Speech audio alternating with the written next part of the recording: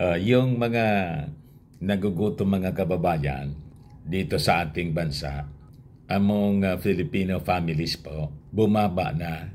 O ito po, mga kababayan, another good news. Maniwala ka naman na yan, Mr. Maravillas.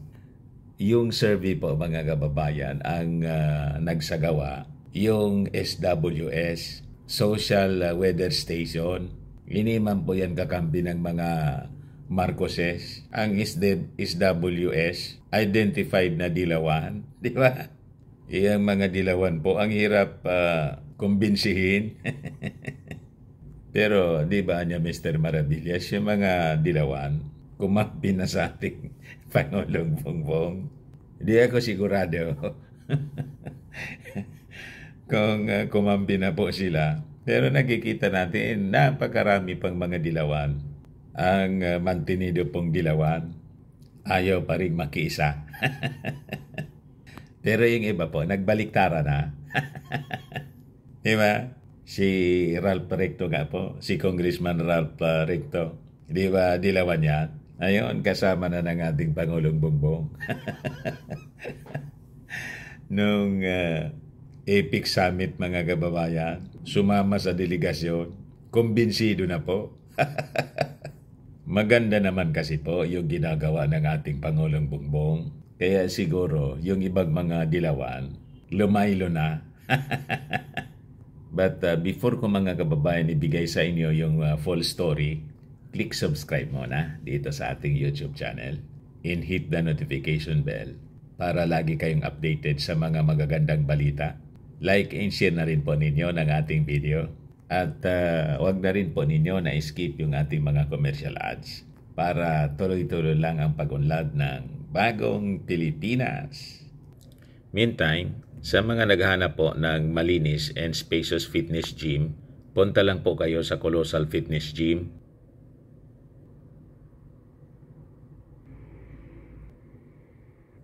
We also offer Grab car rental po with our brand new 2023 model ng Toyota Innova.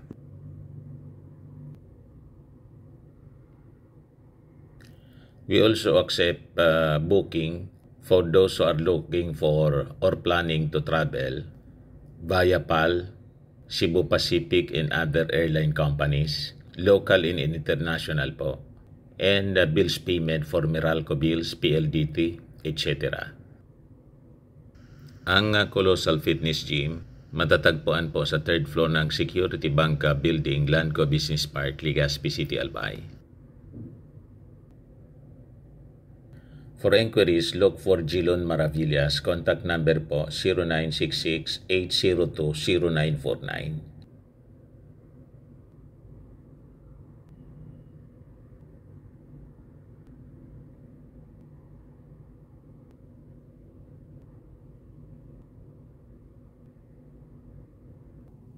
Ayos pa. Ayos na niya, Mr. Maravillas. Kasi kumunti na yung nagugutom dito sa ating bansa. Basta po magsipag lang po tayo. Kayod lang ng kayod po. Saka siyempre, dapat marunong tayong dumiskarte. At importante po na huwag tayong titigil sa pag-explore ng mga bagong pamamaraan ng paghahanap buhay. Importante po na i-improve natin yung ating skills.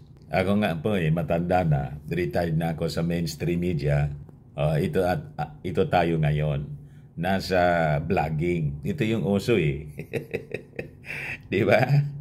Lalong napaganda.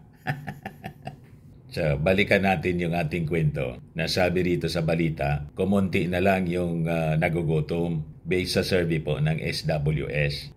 So, hunger among Filipino families down to 9.8% na lang based po sa survey na ginawa ng SWS Social Weather Station noong Setyembre base dito sa report ng CNN Philippines. So, ayon sa data po, yung tinatawag na involuntary hunger o yung mga taong walang makain, bumaba po mula sa 10.4% in June 2023, 9.8 na lang po ngayong September 2023. or noong nakaraang September 2023. Di ba maganda po? Baka naman anya Mr. Maravillas. Nangamatay na kasi sa gutom. Hindi man po.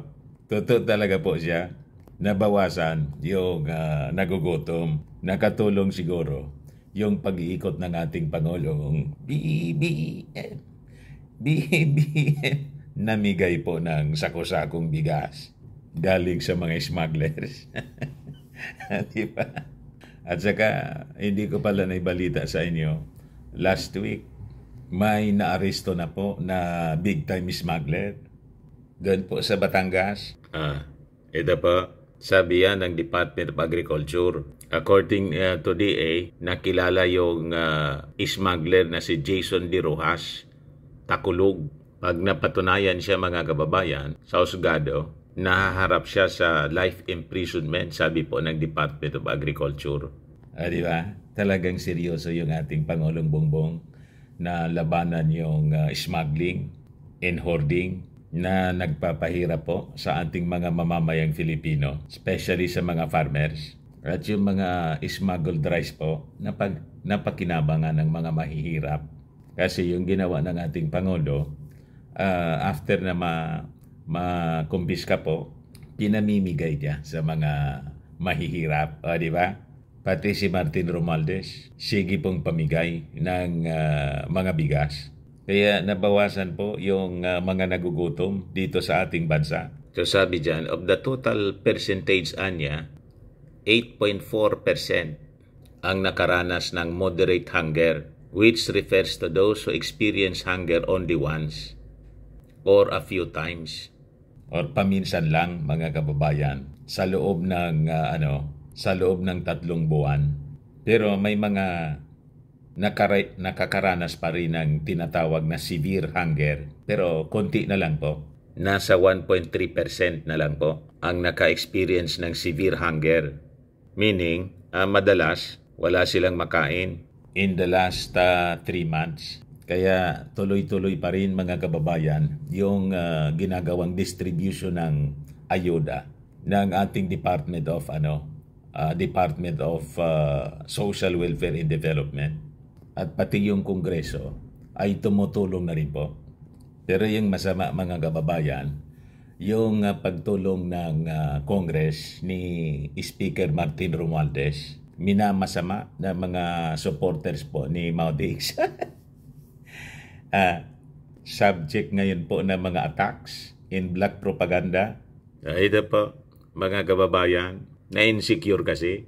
Sabi dyan, itong mga taong ito na mahilig mang-ipal o mag-ipal, nagkulang yan sa balyos, hilas, nakakatindig balahibo.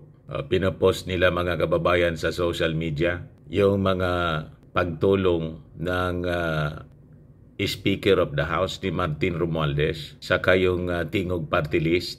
Na-insecure talaga niya, Mr. Maravilla. Kita ninyo? Bakit hindi ninyo gayahin? Lalo na ngayon po na may mga tumatamang calamity sa atin. May lindol, may mga pagbabaha sa kung saan-saang lugar dahil po sa walang tigil na pag-ulan. Ikaw naman, Mr. Maravillas. Paano hindi mainggit, ma-insecure yung mga taong yan? Si Martin Romualdez niya, pumantay na yung yung ratings kay Inday.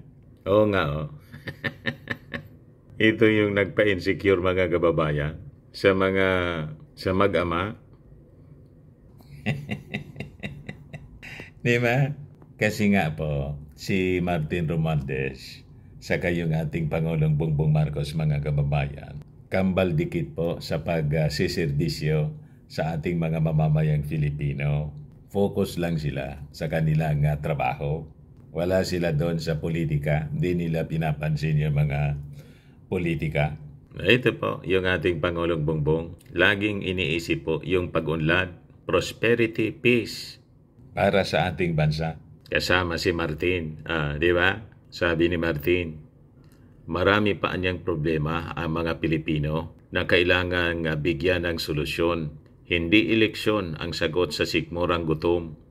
Regarding my personal political aspirations anya, I am currently committed to my role as a speaker in serving the needs of our nation. My focus is on the present responsibilities and not on future electoral possibilities. Kita ninyo? Kaya yung hunger incidents po, yung gutom dito sa ating bansa, nabawasan. Ayos? Ayan man lang po mga kababayan yung ating short video. Ako po si Dante Maravillas. Bye-bye po. God bless.